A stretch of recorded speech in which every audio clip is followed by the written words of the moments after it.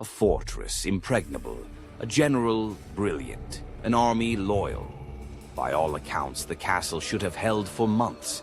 It fell in a single night. Not to an army, but to a rumor. Not to a catapult, but to a whispered word in the right ear. Not to a frontal assault, but to a puff of smoke and a shadow that was never there. This is the art of the Shinobi, and today Teduent is declassifying their entire file. To access our full library of declassified histories, hit subscribe. The mission begins now. Forget everything you think you know. First, the name ninja is a modern convenience. They were shinobi, those who act in stealth. And they weren't a clan of assassins. They were intelligence assets, spies, saboteurs, and special operatives recruited from the fierce, independent mountain clans of Iga and Koga. While samurai fought honorably on the battlefield, the shinobi played a different game entirely. A game fought with lies, fear, and shadows, where the only rule was win. Let's tear apart the first myth. The black pajamas. This look comes from kabuki theater, where stagehands in all black were considered invisible to the audience. A real shinobi would never wear pure black. It creates a distinct silhouette at night. Their expertise was blending in, and the most effective way to be unseen isn't to hide in the dark. It's to hide in plain sight. A shinobi's greatest asset was their anonymity. They were masters of the Shichi-Hode, the 7 personas. A wandering monk, a merchant, an entertainer, a farmer. They could become anyone.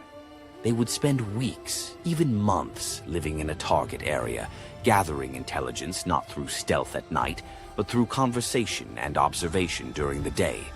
They could walk right through the front gate because no one ever knew they were there. The second myth, magic.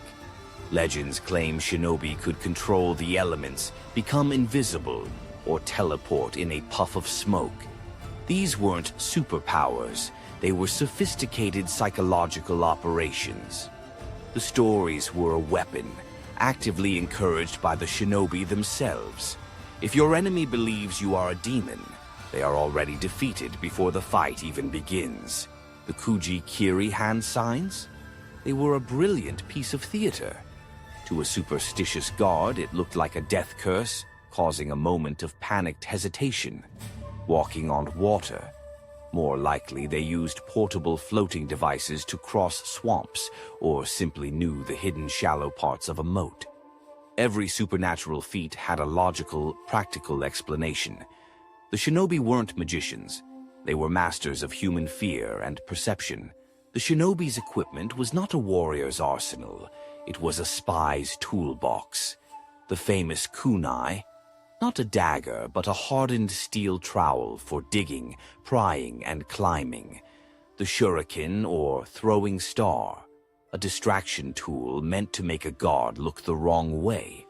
Their most important tools were for infiltration, grappling hooks, collapsible ladders, listening devices, and kayakujutsu, the art of fire and explosives, used not to kill, but to create chaos, breach walls, and cover an escape with blinding smoke. Imagine the mission. Not to kill the enemy general, but to steal his battle plans.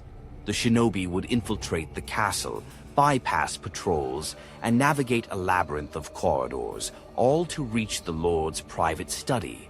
The objective was the scroll on his desk. Securing it meant victory for their employer without a single samurai life lost. This was the shinobi's true value.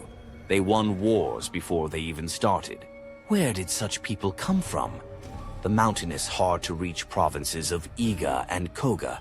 Surrounded by powerful warlords but fiercely independent, these mountain clans developed a unique culture of self-reliance. They mastered guerrilla warfare and unconventional tactics to survive. Their skills became a valuable commodity, and the clans became secretive families of intelligence experts, passing down their unique arts for generations, selling their services to the highest bidder. Every spy network needs a spy master. For Tokugawa Ieyasu, that man was Hattori Hanzō. But Hanzō wasn't a shinobi. He was a ruthless, brilliant samurai commander who managed the shinobi. He was the link between the shadowy world of espionage and the formal world of samurai politics. He didn't climb the walls. He told his agents which walls to climb. He was the feared Demon Hanzō, a master of men, not just of shadows. Case file 1582. Oda Nobunaga is assassinated. His ally, Tokugawa Ieyasu, is stranded deep in enemy territory. His execution is all but certain. Hattori Hanzō activates his network. Shinobi agents materialize from the shadows, serving as guides, bodyguards, and decoys. They lead Ieyasu on a perilous, high-speed journey through the mountains of Iga, bypassing enemy patrols and hostile checkpoints. It was a legendary feat of evasion and tradecraft that saved the life of the future shogun. When the wars ended and the Tokugawa shogunate enforced a rigid peace, the shinobi didn't just disappear. They adapted. Their skills were too valuable to discard. Many were recruited into the shogun's new secret police, the Oniwaban, the Garden Keepers. They became the shogun's eyes and ears inside his own court, guarding him against assassination plots, spying on ambitious daimyo, and ensuring the stability of the regime from within. The mission had simply changed, from external warfare to internal security.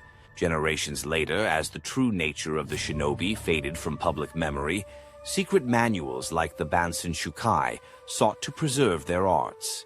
This document was a breathtaking encyclopedia of espionage, from infiltration techniques to chemical formulas. But it also fed the growing myth. It was a secret history, a tantalizing glimpse into a lost world of shadows, which artists and storytellers would soon twist into a legend. The leap from historical agent to global icon was fueled by pure entertainment. Kabuki theater needed a visually exciting villain, so they created the black-clad assassin. 20th century fiction and film needed an exotic hero, and the ninja, with their perceived mystical powers, fit perfectly. The historical shinobi, a master of disguise who avoided conflict, wasn't cinematic enough.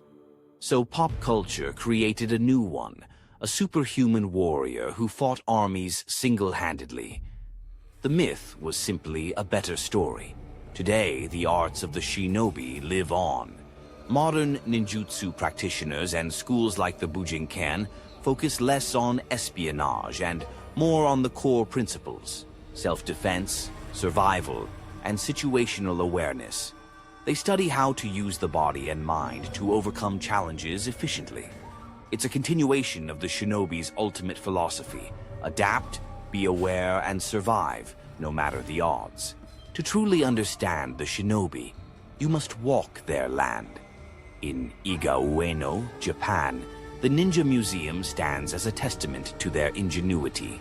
You can explore a real shinobi house, complete with revolving walls, hidden compartments, and escape routes. It's a place where you can feel the cleverness and pragmatism that separated these agents from all other warriors. It feels less like a museum and more like a captured spy's hideout. So what was the shinobi's ultimate weapon? The physical tools they carried? The generations of secret techniques they mastered? Or the fear and superstition they masterfully wielded against their enemies? I want to know what you think defines the true power of the shinobi. Declassify your opinion in the comments below. The samurai left their mark on the battlefield, their armor and swords displayed in museums. The shinobi's legacy is harder to see. It's in the battle that never happened, the treaty that was signed without bloodshed, the kingdom that fell from within. Theirs is a legacy of absence, a testament to the fact that the quietest whisper can be louder than the roar of a cannon. Continue your mission with me. Subscribe to Teduent and activate notifications. Next time, we uncover the stories of warriors you've never heard of. Japan's forgotten female samurai, the Onna Bugeisha. Until then, stay hidden.